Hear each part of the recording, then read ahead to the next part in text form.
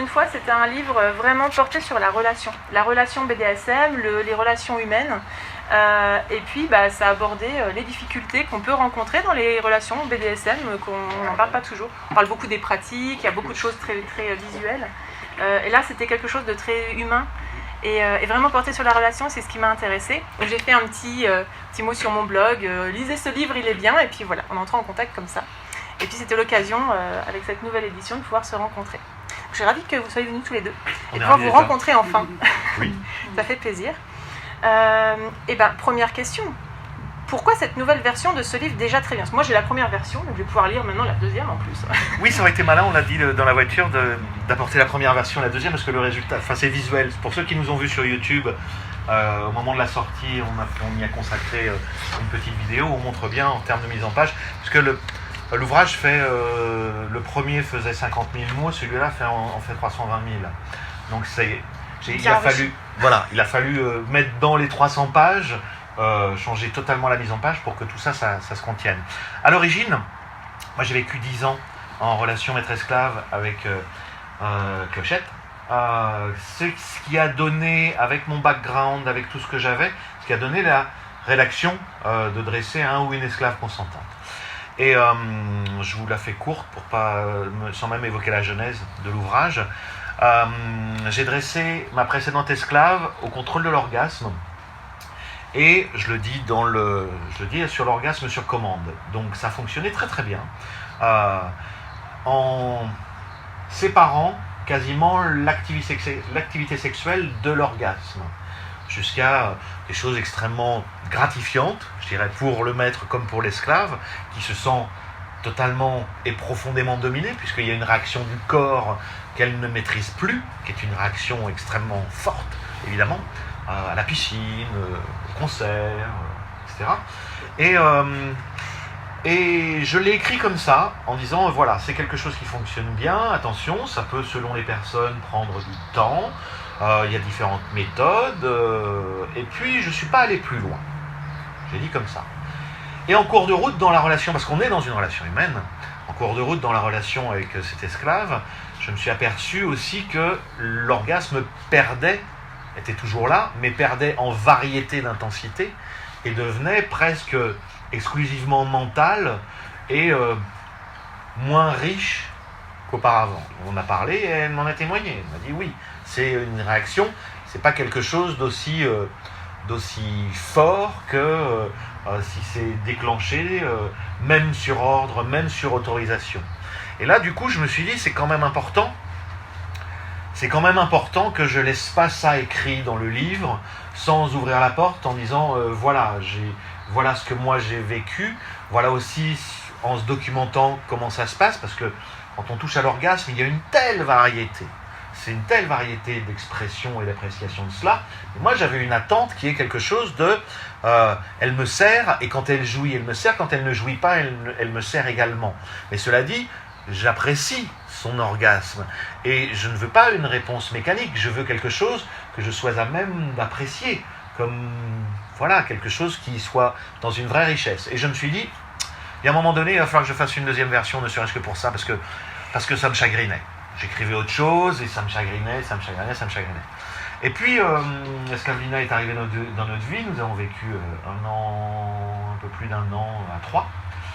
Il y a eu tout un tas de questions qui se sont posées, bref. Et je me suis dit, il faut vraiment que j'entame la rédaction d'une nouvelle version. Entre-temps, et corrélativement, j'ai mené la modération d'un site communautaire BDSM français qui s'appelle l'Anneau de Justine, où en modération, sous un pseudonyme, c'est-à-dire moi j'y étais sous les Source of Power et j'avais le pseudo du modérateur, j'ai rencontré beaucoup de gens, j'ai géré beaucoup de situations un peu délicates, parce que les réseaux sociaux sont surtout souvent, pour la France, antisociaux.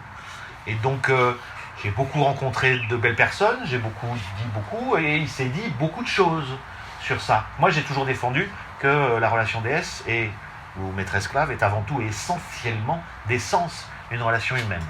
Force est de constater que ce n'est pas partagé par tout le monde, et cela a nourri mon désir et quasiment mon obligation de sortir une version que je pourrais considérer comme définitive, en allant jusqu'à imaginer, puisque c'est le projet, faire un tome 2 qui s'intitulera « Entretenir un ou une esclave consentante », sous-entendu, dans un monde vanille, sur la durée, comment effectivement faire vivre, épanouir une relation maître-esclave, durable, dans le monde dans lequel nous vivons, dans le respect du monde dans lequel nous vivons, mais aussi dans le respect de nos engagements l'un et l'autre. Donc voilà.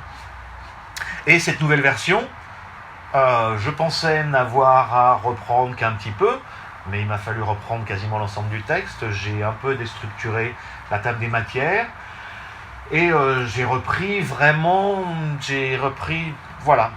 l'ensemble du texte. Je pensais changer 2-3 chapitres, mais non. J'avais plein de choses à dire, j'avais beaucoup de choses à nuancer, c'est-à-dire à apporter, je dirais, le premier, à mon sens, avec le regard sur certains aspects de la relation déesse. On ne parle pas de pratique, on parle d'enjeux, d'engagement, de responsabilité, de discipline, de structure. Manquait et de précision et de nuance à mes yeux. Alors il est clair aussi que je me suis beaucoup documenté. J'avais déjà beaucoup participé au premier grand forum des relations maître-esclave comme Slave Register. Les Américains qui n'ont pas été en reste, eux aussi ont sorti des livres dans ces années-là, que je me suis empressé de lire, avec une vraie distinction d'approche européano-française et américaine, parce qu'on n'est pas dans la même vision des relations et particulièrement des notions de communauté. Donc voilà, tout ça fait que effectivement, je suis ravi de vous faire partager cette nouvelle version et définitive, parce que celle-là, je la prendrai pas. On a passé 3 mois et demi avec cette belle esclave à constater que le français est une langue de névrosée, psychopathe. Voilà, pour faire une orthographe à peu près parfaite. Parce que sincèrement, qui c'est qui a donné un genre à une voiture, un voiture, et des tournures de phrases infiniment plus compliquées, des accords. Mais elle a servi magnifiquement. Moi, une question intéressante, qui va peut-être intéresser d'autres personnes aussi, j'espère. Le BDSM, c'est vrai qu'on donne beaucoup de définitions au-delà de l'acronyme bondage, domination, soumission, sadomasochisme. Quelle serait votre définition à tous les deux du BDSM ? Pour moi, ça va pas sans DS. Voilà, pour nous, ça va pas sans ce qu'on appelle le DS, mais pour moi, le BDSM, c'est un monde. Enfin, c'est un acronyme. On peut domination. Moi, je préfère dire que le D de BDSM, ça correspond à discipline. Les Français ou les francophones, quelquefois, il y a une torsion du sens du terme bondage. Bondage, clairement, c'est la servitude. Vous cherchez en anglais, bondage, c'est vraiment le lien de l'asservissement. Donc ça, c'est mon côté à moi qui l'apprécie comme ça. Pour moi, c'est un monde. C'est un monde qui regroupe des variétés de pratiques, des variétés de rencontres, une immense variété d'activités humaines spécifiques, plus ou moins liées à la sexualité, sans gloser sur la sexualité partout, parce que je serai un peu de cette tendance-là. Les BDSM, c'est un monde dans lequel nous, maîtres esclaves, nous représentons, j'estime, une petite niche de gens qui avons décidé de nous engager à le vivre en permanence, 24/7, avec les spécificités du maître et de l'esclave dans les enjeux et les responsabilités partagées et conjointes et complémentaires. Le BDSM est un monde. Clairement. Et où j'estime que tous les gens qui sont attirés par ce monde peuvent trouver, à force de curiosité, d'intérêt, de rencontre, sans jugement, peuvent trouver les choses qui les épanouissent en eux-mêmes et puissent partager avec d'autres personnes des choses qui les épanouissent en eux-mêmes, et tout ça, ça fait quelque chose de fort. Non pas qu'il n'y ait pas de conflit, puisque les conflits font aussi partie de la vie humaine, néanmoins, lorsque l'on est engagé à faire quelque chose, même si c'est ponctuel, que chacun a le désir de le faire du mieux qu'il peut, de donner de lui, sincèrement, on a des découvertes permanentes à faire, à vivre. Voilà. Quelles sont les problématiques ou les questions qui reviennent le plus souvent de la part des personnes qui découvrent ou qui se lancent dans le monde du BDSM, et qu'est-ce que tu leur conseilles? Je dirais aujourd'hui, en faisant la synthèse, parce qu'on reçoit aussi encore beaucoup de courriers, on a beaucoup discuté avec des tas de gens en soirée, on a fait d'autres dédicaces, etc. Et puis on a aussi pas mal de messages et de témoignages. La synthèse à l'heure d'aujourd'hui, il y a une chose, enfin il y a deux choses. Il y a la notion de discipline, c'est-à-dire la notion de discipline et la notion de responsabilité. Tu dirais quoi, toi, Carmina? Il y a beaucoup de soumises qui veulent se lancer, qui demandent comment faire. Voilà.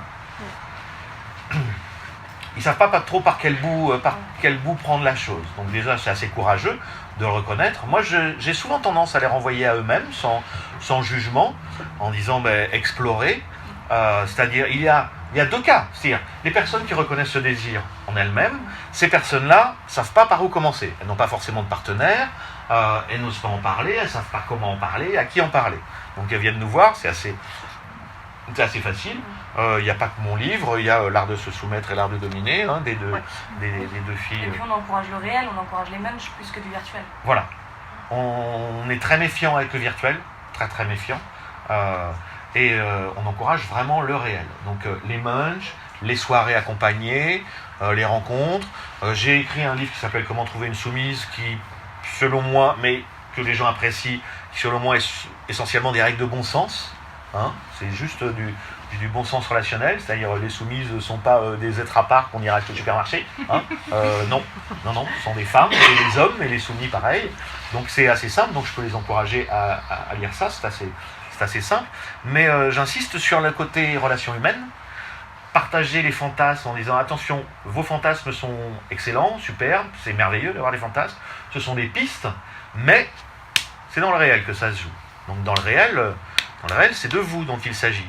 Donc parmi les premières choses pour le maître, moi j'estime que c'est peut-être un peu provoquant si je dis comme ça.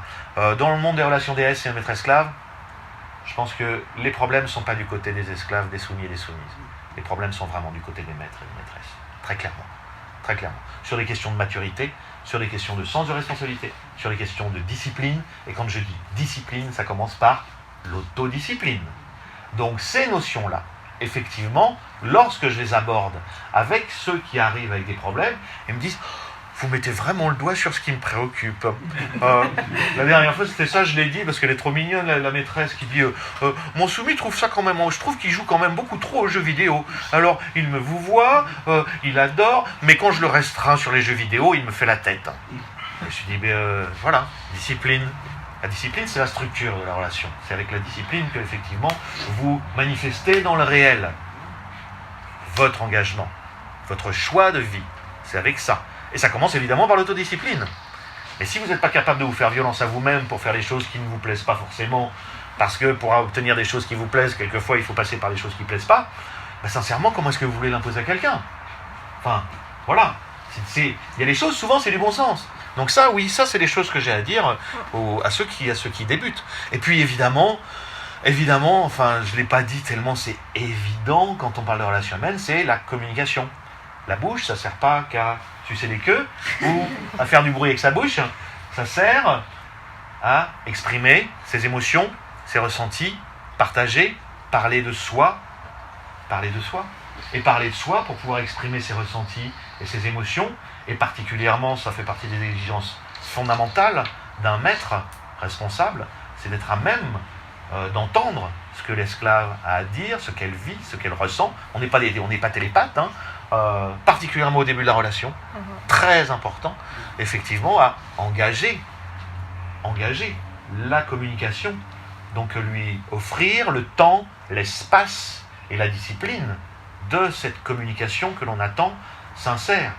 Mais le meilleur moyen de l'engager, c'est de le pratiquer soi. Et que le maître, lorsqu'il a des choses à dire, il les dise de la même manière, de manière transparente, responsable.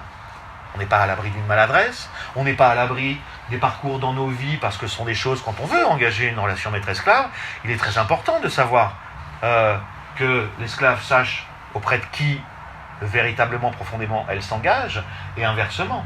Donc sur des retours de vie, sur voilà, moi j'ai vécu ça, voilà pour quelle raison j'ai rompu avec ma précédente soumise, voilà pour quelle raison, comment ça s'est passé mon divorce, voilà comment ça s'est passé dans mon boulot quand je me suis fait virer, voilà comment j'ai, etc., etc., etc. Je veux dire, ce sont des choses qui se disent, qui se formulent pour soi, et qui se disent le plus sincèrement et honnêtement possible.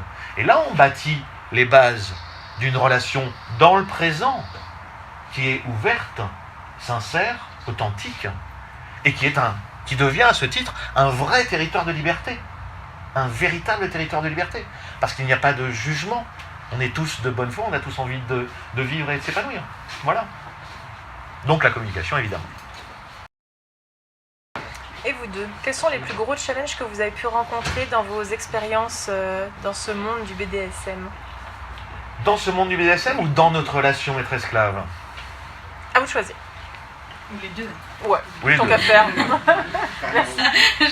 On veut tout savoir. Dans le monde du BDSM, l'utopie d'une communauté. Voilà, Ouais. c'est bien dit, c'est Ouais. bien dit, Esclavina, oui, ça c'est une belle gifle que j'ai pris, ouais. On a pris, Ouais. ouais. On a cru qu'il pouvait y avoir une espèce de communauté, mais en fait non. J'ai fait le plus simple pour ça. Voilà. Non, si, ça c'est vrai, c'est une leçon que j'ai prise dans le monde du BDSM. La leçon que j'ai prise, c'est on peut pas partager, c'est pas parce qu'on partage du BDSM et de l'intime, parce que ça fait partie de notre intimité, que forcément on va s'entendre et on va s'apprécier. Alors que l'inverse est beaucoup plus vrai. C'est-à-dire que si on partage des tas de choses, et ça va jusqu'à des visions du monde, des activités, etc., qui sont en dehors du BDSM avec les personnes, si le BDSM est partagé en plus, oui, effectivement, ça crée des relations intenses. Mais elles sont rares. L'expérience montre qu'elles sont rares. Alors elles sont rares à mon niveau, parce qu'évidemment, en étant modérateur et participant à l'Anneau de Justine, par exemple, qui organisait des soirées partout, etc., on a rencontré beaucoup de gens, on a brassé beaucoup. Donc on a rencontré... Pour moi, je ne suis pas forcément le bon exemple, parce que j'ai rencontré beaucoup de monde, et nous avons rencontré beaucoup de monde. Donc je ne suis pas forcément le bon exemple. Néanmoins, je retiens ça. C'est-à-dire, si je partage de vraies affinités à l'extérieur du BDSM avec les personnes avec qui je fais les BDSM, le BDSM n'en sera que meilleur. Voilà. Et le challenge... Notre relation à nous. Dans notre relation à nous, Ah, je voulais ça. le challenge est lié à quelque chose de plus intense que ma propre discipline. C'est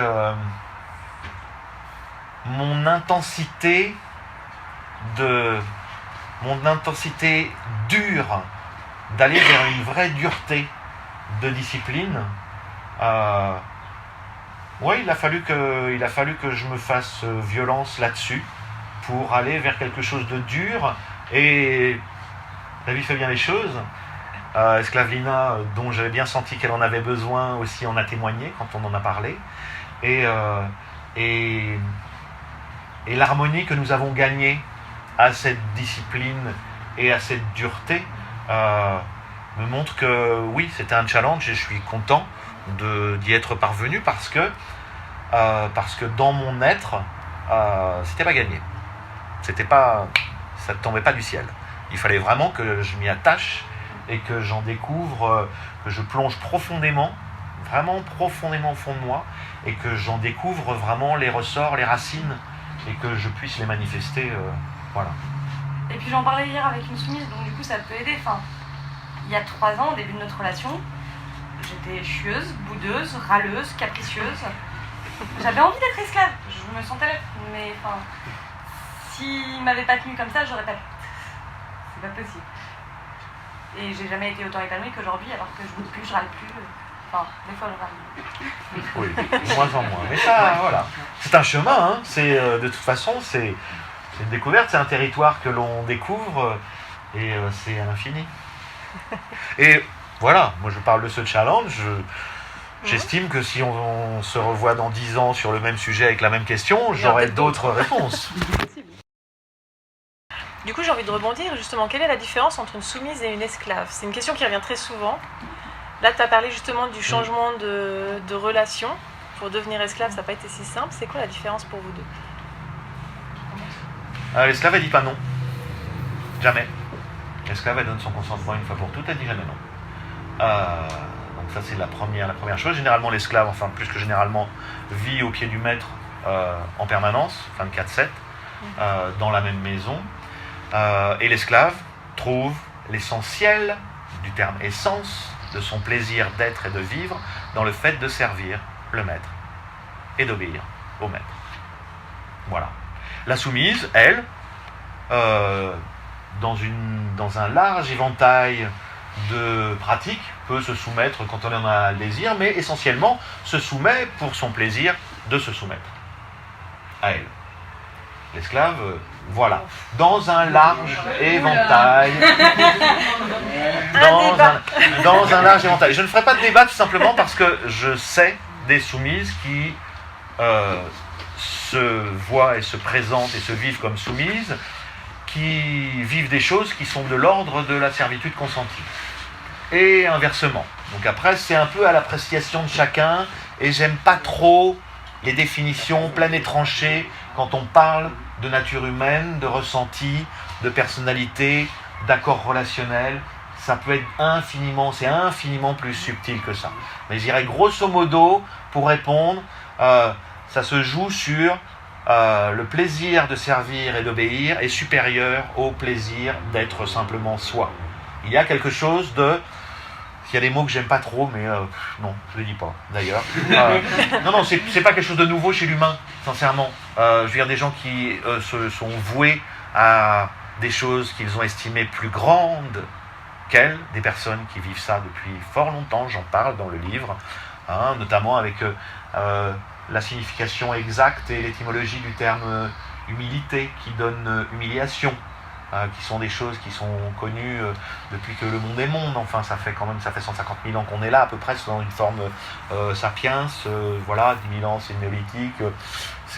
Donc, voilà, il y a ce désir de servir est supérieur à tout et apporte à l'esclave, dans la permanence et dans la construction, un plaisir qu'aucune autre activité sur cette planète et dans ce monde ne peut lui apporter. Aucune autre. Il n'y a absolument rien. Je citerai Morrison, qui a écrit une très belle trilogie américaine. Et Morrison commence la trilogie avec une anecdote que je trouve absolument incroyable. C'est son anecdote personnelle, donc je la retrace. J'en parle pas dans le livre parce que j'ai trop de respect pour le travail qu'il a fait, Tim Morrison. Puis c'est un mec avec beaucoup d'humour. C'est un maître, vraiment. Et il faut lire ces 3 livres. Et il dit, quand j'étais... Voilà, ma première copine, j'avais 16 ans, elle était géniale.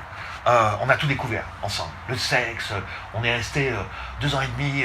Waouh, c'était trop beau, c'était l'orgasme, machin. Et puis du jour au lendemain, elle m'a quitté. J'ai été dans une détresse terrible parce qu'elle m'a quitté pour un garçon qui était paraplégique. Et avec qui, de toute façon, il n'y avait pas moyen d'avoir du sexe. Et j'ai pas compris du tout. Et ça m'a mis dans une dépression telle que mon père m'a vu dans cette dépression. Et mon père m'a regardé et m'a dit « T'as rien compris. T'as rien compris. » Mais papa, comment ça t'as rien compris? T'as pas compris que cette jeune femme avec qui t'as vécu tout ça, elle avait un désir bien plus grand que tous les plaisirs, même du sexe, même de l'amour, même de tout ce que tu lui as fait découvrir. Quelque chose d'infiniment plus grand dont t'as pas encore idée. Elle voulait servir. Quand tu la reverras, tu lui poseras la question. Et pour cela, elle est prête à faire une croix sur le sexe, sur les sorties faciles, sur tout ça. Elle sert l'homme qu'elle aime. Et il dit, c'est l'une de mes plus grandes leçons. Donc, il y a quelque chose de ça. Chez nous, les humains, voilà, on a des désirs extrêmement variés et il y a des personnes qui ont ce désir-là, comme d'autres ont le désir, effectivement, d'assumer une responsabilité, de construire, d'épanouir l'autre, d'explorer, effectivement, avec une vraie discipline et un vrai contrôle, des choses qui sont d'une intensité qu'on ne trouve nulle part ailleurs. Nulle part ailleurs, enfin, de mon point de vue. De mon point de vue. Betty, tu voulais intervenir? Oui, je voulais juste peut-être, par rapport à cette histoire de différence que vous émettez par rapport à la soumise et l'esclave, moi, au lieu de mettre un cadre personnellement, de dire que la soumise c'est son plaisir à elle, je pense qu'on peut être soumise et avoir le plaisir de servir l'autre. La différence que je ferais, c'est que la soumise, ça n'est pas forcément H24, 7 sur 7 par rapport aux disponibilités, et l'esclave serait plus justement dans une permanence tout le temps. Mais on peut être soumise et adorer servir sans pour autant vouloir servir H24, et il y a d'autres contraintes aussi de la vie, vanille. Je mettrais peut-être plus cette différence-là que le fait que la soumise est tournée vers son propre plaisir que vers le plaisir de l'autre. Ça a du sens, absolument. Et j'ai eu des témoignages dans ce sens-là, absolument. Ça a beaucoup de sens. Sur les personnes qui se découvrent ces désirs-là, mais avec déjà, par exemple, 2 enfants, un mari divorcé, et qui tout d'un coup, c'est une révélation. Et qui, évidemment, parce qu'elles ont une carrière, elles ont des enfants, ne peuvent pas donner et vouer toute leur vie à leur maître. Mais qui, à un moment donné, ont une espèce de déclic, et que sur des pratiques dures, parce que les pratiques aussi peuvent ouvrir à ça, qui peuvent être douloureuses pour des personnes non masochistes, peuvent transcender, c'est ce mot-là que j'aime pas, peuvent transformer tout simplement, transformer cette douleur en une joie et un bonheur simple de servir à cet instant-là, dans l'instant T, et d'éprouver un plaisir, quelque chose d'inouï, qui est de l'ordre, qui est identique à celui de l'esclave que j'évoquais. Hein. Ça, on est tout à fait d'accord. Eh bien, merci d'avoir apporté la nuance. J'en profite pour partager aussi avec tout le monde, c'est que chacun a un avis sur le BDSM, et c'est intéressant justement d'avoir ton avis, parce que vous avez quand même une certaine expérience tous les deux. Voilà, tu as écrit suffisamment de manuels pour pouvoir parler ici et donner ton avis, et c'est justement super intéressant d'avoir ton avis par rapport à ça. Maintenant, c'est vrai qu'à chaque fois que vous parlerez avec une personne différente, vous aurez aussi des avis différents, et c'est sympa de pouvoir... C'est toujours de bonnes questions, oui. toujours de belles conversations quand on se rencontre. Il n'y a pas de bonne ou mauvaise réponse. Non, c'est ça, c'est vraiment en fonction des expériences, en fonction des envies. Chacun pratique le BDSM à sa façon et différemment, et c'est pour ça que voilà, ta réponse est intéressante, et d'autres le verront différemment. Oui, et voilà. Le complément de Betty est extrêmement intéressant, et profite à tous également. Merci. Alors moi j'ai une petite question justement par rapport à l'esclavage, où tu parles d'un consentement donné au départ et après il n'y a plus à dire non. Est-ce que le consentement peut être arrêté à un moment? Si le consentement s'arrête, la relation s'arrête. Voilà, mais il y a quand même possibilité de dire non du coup à un moment après par rapport à ça. Je précise, peut-être que c'était pas clair pour tout le monde, je préfère le demander. Et puis, moi j'ai une question, c'est par rapport aux limites. Du coup, est-ce que les limites sont fixées au départ de la relation? Est-ce que vous les revoyez régulièrement? Est-ce que ça se passe comme pour les relations de domination-soumission en général? Pas de limite. Pas de limite. Moi j'ai pas de limite. Pas de limite. Enfin, après c'est des limites objectives, et on est quand même, j'ai pas le... Oui, il y a du bon sens, mais... J'ai pas lui couper les 4 membres, j'ai pas... Enfin bon... Vous faites pas ça. C'est du bon sens, non. T'as pas de soumise jetable? Non. À usage unique, d'accord. Parce que si vous vouliez, Jeff, il avait proposé la tronçonneuse ce matin. Oui, non. On n'avait pas dit les vaches. Non, pas de limite. Moi, c'est mon point de vue. Attention, sur l'histoire du safe word, j'en parle dans le livre aussi, et l'histoire du consentement. Le consentement éclairé, pour moi, non. C'est tu consens, c'est que tu es consciente, tu as engagé ta responsabilité, tu n'es pas une enfant, donc tu t'engages pas. Ça serait être un maître stupide que d'accepter le consentement de quelqu'un qui ne sait pas du tout ce dont il s'agit. Donc oui, c'est avant de consentir, attends, tu me donnes ton consentement, mais attends, est-ce que tu sais vraiment? Donc documente-toi, renseigne-toi, vas-y. C'est pas du consentement, et s'il n'est pas plus éclairé qu'un autre, c'est au moment où il y a un engagement de connaissance des activités. Je veux dire, on va pas se mettre à faire du bateau en disant moi je vais me faire du bateau et puis je vais partir sans regarder la météo. Attends, tu risques ta vie quand même. Moi je suis breton. Donc si tu pars en mer en Bretagne et que tu ne regardes pas la météo, tu risques ta vie, clairement. Donc c'est un peu la même chose. Moi je renvoie ça à la notion de responsabilité. Pour moi c'est avant tout une question de responsabilité personnelle. C'est avant tout ça. Et ensuite, c'est une question de consentement. Esclavina n'a pas de safe word, n'en aura pas, mais elle n'a pas de safe word parce que c'est à double tranchant. Puis un safe word, c'est j'ai tellement envie de plaire à mon dominant que de toute façon je ne le dirai pas, même s'il m'emmène dans des pratiques dont je vais souffrir. Donc j'estime que le dominant doit déjà y aller très doucement, particulièrement dans des pratiques un peu fortes, qu'elles soient physiques ou psychologiques, attention, hein, c'est les deux versants de la domination, mais qu'il doit être extrêmement à l'écoute. Mais il doit être à l'écoute, non pas pour protéger son esclave, il n'a pas vocation à protéger son esclave, mais à avoir une domination qui soit cohérente, qui lui corresponde et qui l'épanouisse dans la manière dont il voit l'esclave réagir finement. Donc c'est vraiment être à l'écoute. Moi, il me plaît de la dominer avec force et d'être dur et de bien savoir très exactement ce qu'elle ressent. Je me nourris de ce qu'elle ressent et je la nourris de ma domination. Il y a cet ordre, il y a cette chose que l'on ressent extrêmement finement. Et oui, ça réclame de la finesse, mais la finesse, c'est pas un don du ciel. C'est comme tout. C'est des choses qui s'appréhendent avec le temps, que l'on commence doucement. On n'est pas à l'abri d'une maladresse, moi comme elle. On le reconnaît, on le dit, mais c'est surtout apprécié. Et pas de limite parce que j'estime qu'il n'y a pas de limite en dehors de celle, évidemment, du bon sens, quoi. On est dans la vie réelle, mais pas de limite. Pas de limite. Donc, je pourrais dire, oui, j'ai mes limites à moi, évidemment. Il y a des trucs que j'aime pas, qui me dégoûtent, le scato, des trucs comme ça, Burke.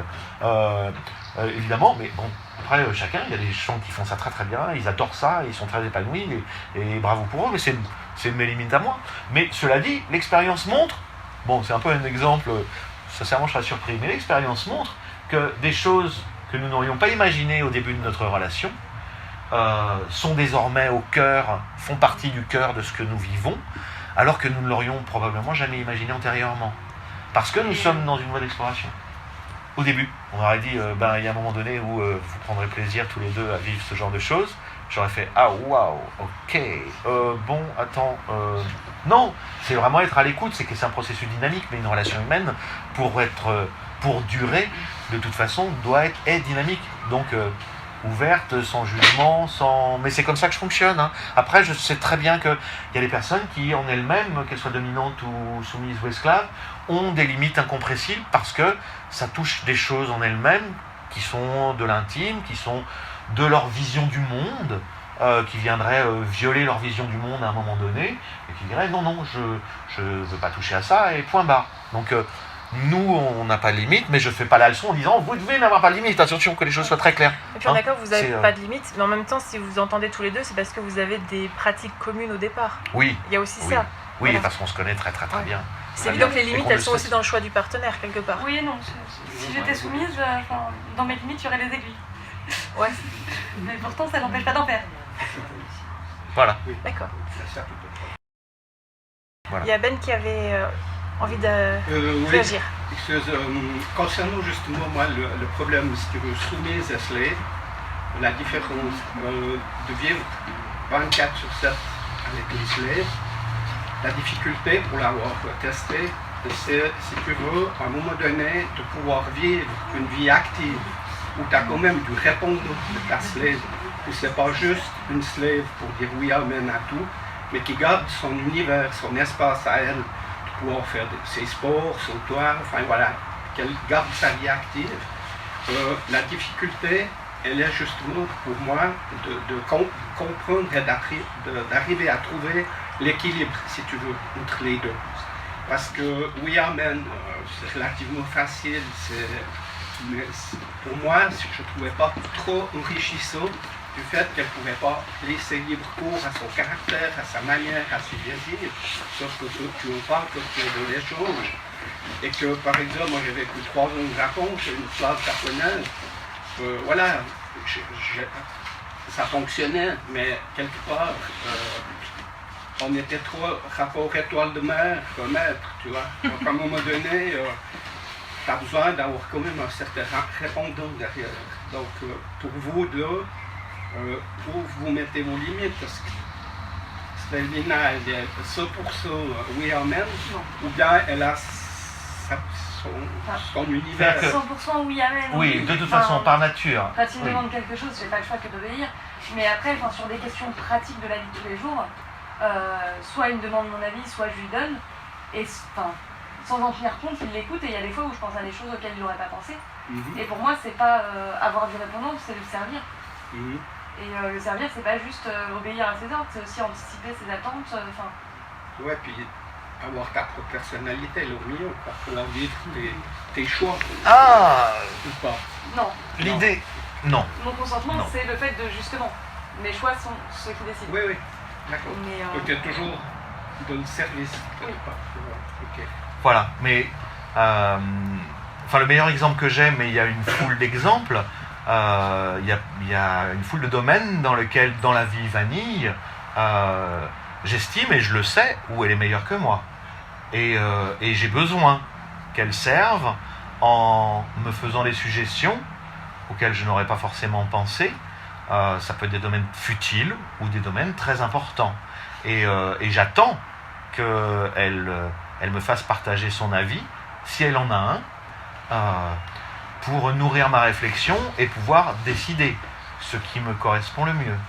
Puis de la communication. Voilà. Oui. Voilà. Après, les notions de personnalité, sont des choses ça dépend de ce que l'on met sous le terme de personnalité, et à commencer par soi-même. Et pour ça, je pense que je ne partage pas exactement le point de vue de la majorité des gens. Néanmoins, les enjeux de l'activité professionnelle, l'activité même parentale, l'activité parentale d'un mariage précédent, ou même lorsque le couple, même maître-esclave, accueille un enfant, etc., qui sont des choses que moi j'ai vécues et que je vis encore, tout ça mérite d'être mis en perspective, et tout ça mérite d'être considéré comme comment est-ce que nous vivons cette relation dans le monde. Nous ne vivons pas dans une bulle, ni sur la planète Gore. Et donc, oui, ça reste de la relation humaine. Et de la relation humaine signifiant aussi avec vous tous, avec nos familles respectives, avec des amis, avec des activités. Esclavina, quand elle est modèle photo, qu'elle travaille avec des photographes, je ne suis pas là, je n'interviens pas, j'ai une confiance absolue. Mais absolue en elle, absolue, elle m'appartient, j'ai une confiance absolue. Et j'aime quand elle revient, qu'elle m'en parle, qu'elle me dise comment ça s'est passé, que je regarde les images, les photos, etc. J'aime ça, ça me plaît. Si un jour ça me plaît plus, je lui dirai stop, t'arrêtes, terminé. Et elle obéira, c'est tout. Mais Ok. Et puis tu parlais de limites, justement, de limites de bon sens. oui. Est-ce que ça t'est déjà arrivé d'avoir une slave qui te pousse à des limites que toi tu ne veux pas, que tu ne peux pas atteindre? Tu Non. estimes que tu es hors limite quelque part. Non. C'est-à-dire de quel droit elle dirait ça? Non, mais Pourquoi? de l'échange. Ouais, De l'échange. dans l'échange. Quand vous parlez, ou tu parles aux autres, tu dis moi j'irais bien dans cette direction-là pour vous faire plaisir, maître. Ah, Et des toi, ça suggestions. va pas du Ah oui, tout, des quoi. suggestions, Et oui. toi, c'est pas ton truc. Oui, oui. C'est plus loin que tu peux aller, quoi. Oui, bah, c'est quand j'ai dit le challenge, Ouais. quand j'ai parlé du challenge. Ouais. C'est-à-dire que quand Esclavina a commencé à me dire je voudrais que vous soyez beaucoup plus dur, Mhm. beaucoup plus dur. Ça a commencé par le langage. Ça a commencé par le langage. Et ça a commencé par le langage, la voie de l'humiliation et de l'insulte. Ce sont des choses avec lesquelles j'ai eu beaucoup de difficultés. Beaucoup de difficultés. Et nous sommes dans une relation sincère, forcément j'ai essayé. Et ça ne me correspondait pas, ça sonnait pas du tout. Je une pause de 3 mois après. Voilà, je me suis retrouvé dans, mais qu'est-ce que c'est que ce qui se passe, c'est faux ce qui est en train de se passer, enfin, ça me correspond pas, ok, j'ai essayé, ça m'intéressait, la relation c'est un territoire de découverte, j'essaye. Et pendant 3 mois, on l'a plus du tout pratiqué. Ça nous a fait rire, C'est bien le problème. Voilà, c'est bien le problème. Et du coup, Et après, c'était ça comme me une petite naturellement, graine, non. voilà. C'était comme une petite graine qui avait été posée par... j'ai essayé, mais ça ne me correspond pas comme ça, parce que ça me correspond pas. Néanmoins, il y a quand même quelque chose à explorer. Et c'est quoi l'essence de ça? C'est quoi? Est-ce que quelque part, ça peut résonner en moi d'une manière? Et vis-à-vis de cette belle esclave, qu'est-ce que ça va m'apporter, moi, de cheminer vers ces notions d'humiliation, vers ces notions de violence verbale, de choses comme ça. Qu'est-ce que ça va me porter? Qu'est-ce que la vie me propose ça? Enfin, je suis un garçon assez opportuniste, hein, et un garçon extrêmement curieux. Et qu'est-ce que ça dit de moi? Qu'est-ce que ça dit de moi? J'ai envie de l'explorer. Et qu'est-ce que ça dit de moi? J'ai la chance, c'est une chance, ça ne se juge pas. Voilà, elle m'appartient, j'ai l'opportunité de le faire, ça m'intéresse. Et du coup, ça a cheminé dans ma tête. Et puis c'est arrivé, petit à petit, ça a cheminé dans des pratiques où effectivement, j'ai vu que là, je retrouvais, là, au fond du fond, je trouve la force qui m'anime. Et que, au-delà des concepts, il y a, sous les concepts, c'est vraiment ça qui est en jeu. Il y a quelque chose, il y a un moment donné où il n'y a pas besoin de mots, quoi. Et il y a une vraie force complémentaire qui se manifeste autant par la douceur, mais dans une véritable énergie. Et cette énergie qu'on peut interpréter, souvent que beaucoup peuvent juger, trouver la plus intense dans l'expression de la sexualité, pour moi c'est une énergie relationnelle, c'est une énergie d'échange relationnel qui est extrêmement forte et qui se manifeste même sans mots. Donc ça s'est relié à ça. Et du coup j'ai découvert un nouveau territoire de liberté, de notre liberté à nous. Et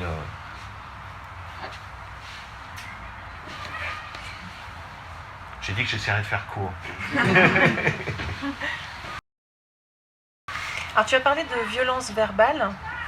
Justement, ça m'amène à une autre question.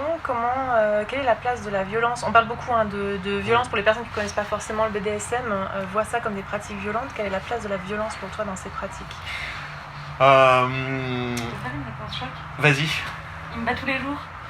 Oui. Non, mais parce que il y a beaucoup de femmes qui ont eu beaucoup de mal avec le fait des termes de « il me bat, il me martyrise ».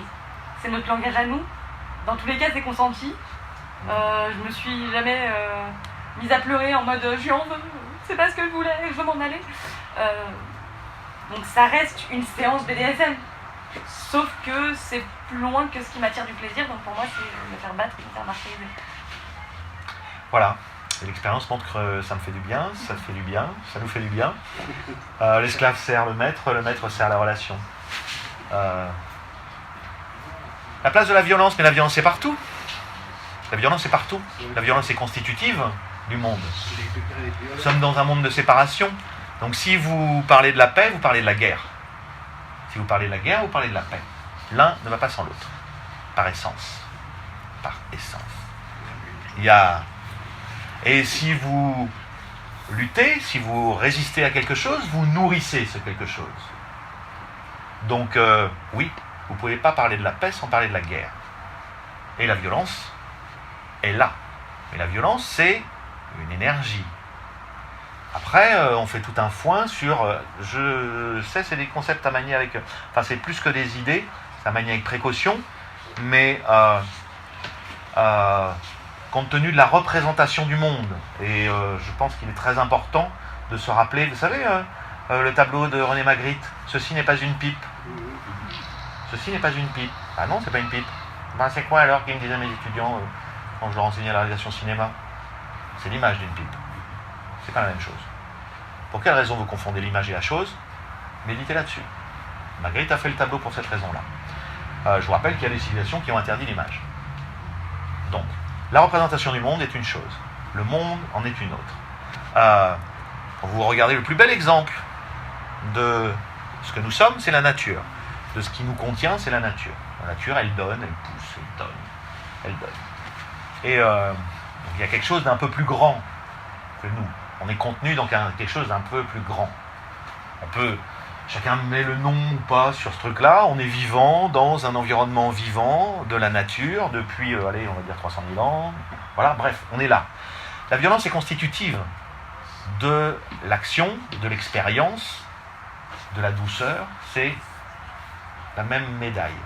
On peut méditer très longtemps là-dessus. Très longtemps. Toute une vie, même plusieurs vies pour ceux qui pensent qu'on en a tout, qui savent, enfin bref, c'est comme ça. Donc, la violence dans le territoire du BDSM, la sexualité est probablement, à mon sens, le plus grand et magnifique et extraordinaire moyen de transformer la violence. Vous enlevez la violence à la sexualité, je pense qu'il reste quasiment rien. Donc tout le monde peut se cacher derrière son petit doigt en disant « Oh, on est au pays des bisounours, on s'aime, on s'aime ». La sexualité, vous en parlez avec des gens qui font du tantra, il y a l'énergie de 1000 volcans à la base de la colonne vertébrale. Donc cette énergie-là, si vous l'utilisez mal, elle vous détruit totalement. Elle vous détruit. Vous savez, il y a la déesse Kali, la déesse de la création en Inde. C'est elle qui a la bouche pleine de dents avec des humains et du sang qui dégouline. Kali la noire. C'est la déesse de la destruction et de la création. Il n'y a pas de destruction sans création. Il n'y a pas de création sans destruction. Il n'y a que du mouvement. Et la vie est là. Donc oui, la violence fait partie de la vie. Mais c'est une énergie. C'est comme l'ego. C'est comme l'argent. C'est un très bon serviteur, un très mauvais maître. Donc à partir de là, accepter cette violence fait partie des plus grandes et des plus belles leçons que la relation DS et le BDSM m'est apportée en moi-même. Parce que forcément, les choses que vous condamnez, vous les séparez. Si vous les séparez, de toute façon, elles vous reviennent par un autre biais. Et alors, si vous prenez la position de la victime, comme la représentation du monde, mais à qui profite le crime, vous n'êtes pas sorti de l'auberge parce que vous n'en sortirez jamais. La position de victime, c'est toujours la culpabilité, et tout ça, ça sépare. Et à commencer par vous séparer de vous-même. Donc l'acceptation d'être soi, c'est l'acceptation de sa responsabilité personnelle dans les engagements que nous prenons et dans les activités de notre vie, jusqu'à, la responsabilité personnelle de partir dans le désert avec une voiture qui a juste un jerrycan d'essence et de finir les os blanchis parce que vous n'aurez pas fait le trajet, c'est tout, ou de grimper la montagne de manière totalement sans regarder la météo, parce que là aussi il y a des enjeux de météo dans la montagne, je pense. Et donc la responsabilité, la découverte de soi, la connaissance de soi, il y a un enjeu de connaissance de soi. Et dans l'enjeu de la connaissance de soi, il y a l'acceptation de soi. Donc oui, effectivement, reconnaître cette énergie-là, quelles que soient les manifestations qu'il y a pu avoir de ces énergies-là dans notre vie, dans notre passé, quelle que soit la manière dont on l'a vécu, il y a bien un moment donné où quand ça nous a touchés, il va falloir accepter que ça fasse partie de nous. Quoi que ce soit. Et que s'accepter, ça veut dire s'accepter tel que l'on est, avec nos défauts, nos qualités, mais en mouvement. Donc avec toujours la possibilité de, effectivement, progresser, s'améliorer, se rendre meilleur, soit vis-à-vis de soi, vis-à-vis des autres, et quoi de mieux qu'un couple, qu'être deux, pour pouvoir s'engager à ça. Donc à un moment donné, il faut laisser tomber les masques. C'est-à-dire, mais faire tomber les masques, il ne s'agit pas de vivre sans mensonge, parce que c'est pas possible de vivre sans mensonge, évidemment, les uns avec les autres, évidemment, sinon on s'en sortirait pas. Non, mais très clairement, on est là à dire aux enfants, ne montez pas, ne montez pas. Mais je le dis dans le bouquin, c'est la très méchante histoire de la patrouille SS qui, bonjour madame, vous hébergez des petits enfants juifs chez vous ce soir? Non. Des fois, ça fait du bien de mentir, ça sauve des vies. Donc, quand on a dégagé tout ça, c'est soi vis-à-vis de soi, de s'accepter soi et de se découvrir. Et le BDSM m'a permis, je parle de mon cas personnel, effectivement, d'assimiler de reconnaître cette énergie en tant que telle, sans la juger, sans m'en sentir coupable. Vous savez, la culpabilité, c'est I'm a piece of shit and the world is turning around me. C'est vraiment ça. Et donc sortir de ça pour aller à la rencontre de soi, ne plus être fragmenté et reconnaître. Moi j'ai toujours dit, il y a beaucoup de gens qui sont en prison parce qu'ils manquent d'imagination quand même. Donc oui, vivent les fantasmes.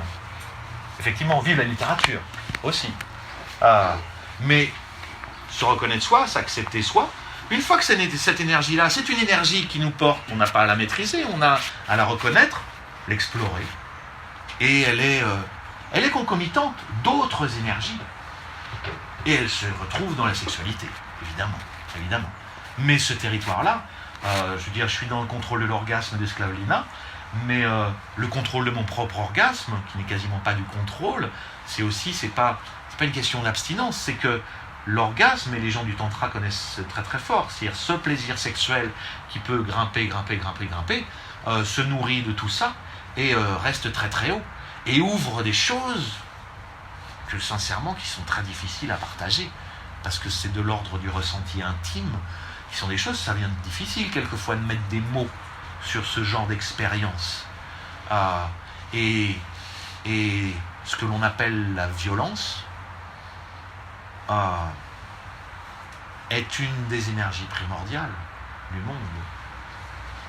Donc il y a un moment donné où si on ne la reconnaît pas comme telle, et si on dit ouh, eh ben on se prive d'une partie de nous-mêmes, et on souffre et on fait souffrir le monde. C'est un peu ça. Donc oui, ça m'a permis ça. Et ce que j'apprécie énormément. En supportant effectivement l'idée d'une paix plus grande que le monde. Il y a quelque chose de beaucoup plus grand. Je veux dire, pour quelle raison on se prendrait pour nous, le joyau de la création, nous les humains? Non mais attendez, vous avez vu?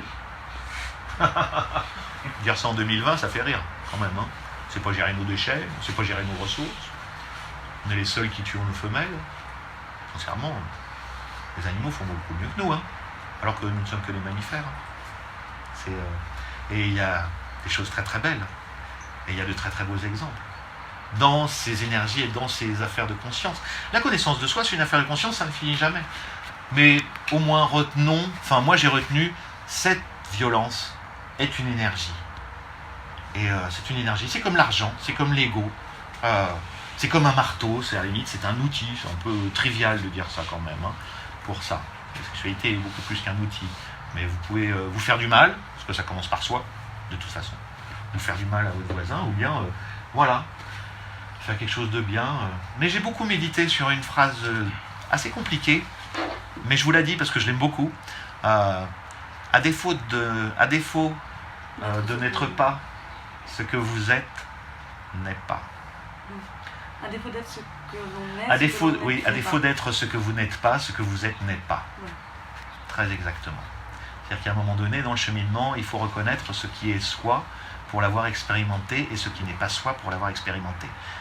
Parce qu'il y a un moment donné, évidemment, on rêverait, hein, les commerçants sont toujours prêts à vous vendre une vie épanouie, avec des revenus magnifiques, sans problème, ni avec toujours une pilule, un bon médecin, et que vous seriez heureux tout le temps. Mais non, non. La vie, elle est faite de conflits, elle est faite de difficultés. Les difficultés, tout le monde les affronte. Nous aussi, on affronte des difficultés. Nous aussi, on transforme ça. Tout le monde fait ça. Et donc, on n'est pas dans un idéal, dans une projection de nous-mêmes, de notre relation. Non, nous sommes là, présents. Et nous sommes là, présents, avec un territoire absolument incroyable. Oui, parce que cette énergie-là, on la partage, on la vit. Et sincèrement, on ne fait pas semblant. Parce que le BDSM, c'est ça. Hein. Et on ne fait pas semblant. Hein. Celui qui donne le fouet, il le donne, hein, vraiment. Hein. Et celui qui le reçoit, il le reçoit. Hein. Il n'y a plus de place pour le semblant. Hein. Moi, j'ai vu personne dans les soirées ou autres qui était là par hasard. Hein. Personne. Hein. Les gens sont là parce qu'ils ont vraiment envie de le vivre. Donc, ça permet effectivement, moi, le BDSM a permis ça, enfin, la relation DS a permis ça. Permis aussi de discuter avec des tas de gens qui ont des tas d'expériences fortes à vivre. On n'est plus de... Enfin, il n'y a pas de faux semblant, quoi. On n'est pas là par hasard et on ne peut pas faire semblant. Parce que quand on joue avec la douleur, parce que c'est une violence, parce que c'est une véritable violence, parce que cette énergie que je porte, que j'envoie au travers un instrument, elle atteint, elle traverse totalement la personne avec qui je le fais. Et c'est d'une intensité rare, c'est une intensité exceptionnelle.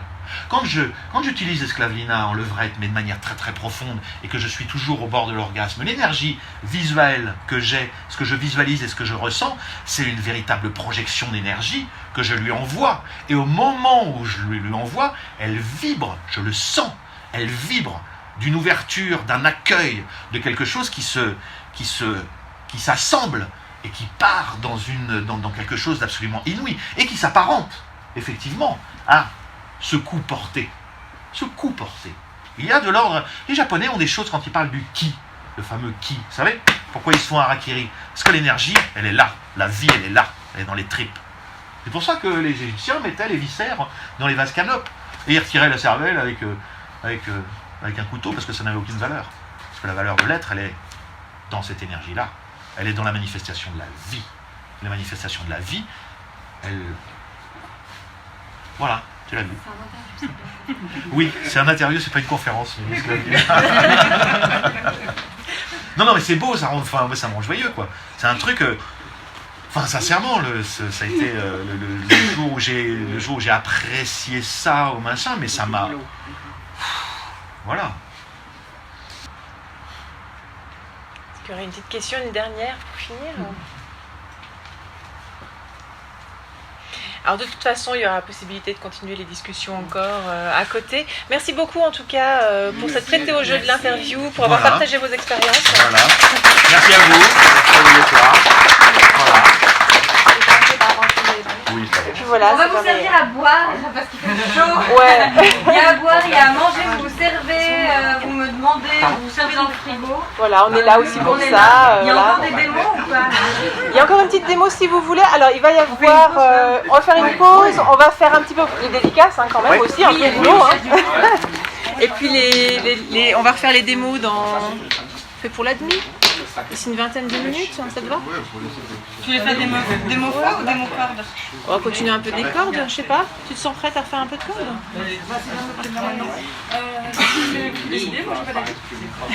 Oui, après la dédicace, oui.